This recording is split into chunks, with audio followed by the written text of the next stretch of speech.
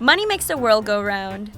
But cash, the bills and coins we count and carry with us, will likely, one day, cease to exist, as globally, we move towards becoming a cashless society. Norway, Denmark, and Sweden are currently leading this race, with Sweden even aiming to go completely cashless by 2023.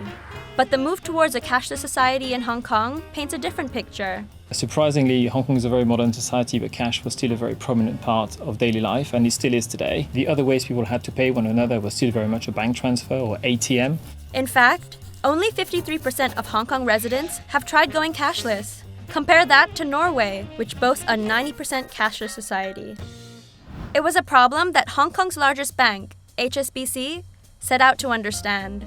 Its solution was to launch a mobile payment app, PayMe, allowing users to transfer money to one another via the mobile app. PayMe was a very passionate project among a few small number of people who really thought that within Hong Kong there was still a real problem in people paying one another back after spending time together. So we wanted to be part of the social gathering and provide an easier way to allow friends after lunch, after dinner, after parties, after celebrations, after birthdays to pay one another more simply and digitally than cash. In order to effectively address the problem, PayMe adopted a design thinking methodology, considering humans, or users, at the heart of their designs. The way it works is relatively simple. What you need to do is first to try to understand the needs of those for whom you want to resolve the problem. By interviewing them, by spending time with them, you get to know what their needs are. By aligning with the needs of the users, you have a higher degree of bringing a product to market that the users are going to want to buy and use. Let's look at PayMe again.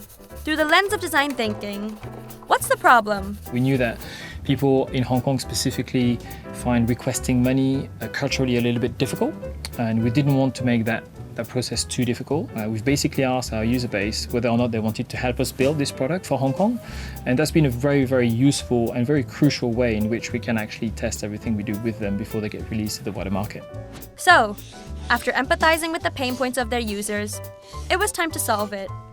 Using design thinking, PayMe looked for human-centric solutions, tested them with their user base, and after some trial and error, PayMe developed their pay links. So we actually allow people to send a pay link to one another, so that person just has to click on it. And to make it a bit more personal, we actually allow people to customize that pay link with their name or their favorite artist or whoever they want to be. By discussing with users, actually we realized that we need to change priorities. There are problems that we uncovered through those conversations that we didn't think existed. The result? By using design thinking, PayMe was able to come up with a creative solution to their problem that their users would benefit from and that met the purpose of their business goals. And today, PayMe is celebrating its 3rd anniversary and has acquired a user base of 2 million in a population of over 7 million. Companies that use a user-centric approach would definitely hit a better result in connecting better with the customers. In fact, I cannot think of any business or corporation or organization that would not be using or benefiting from using design thinking.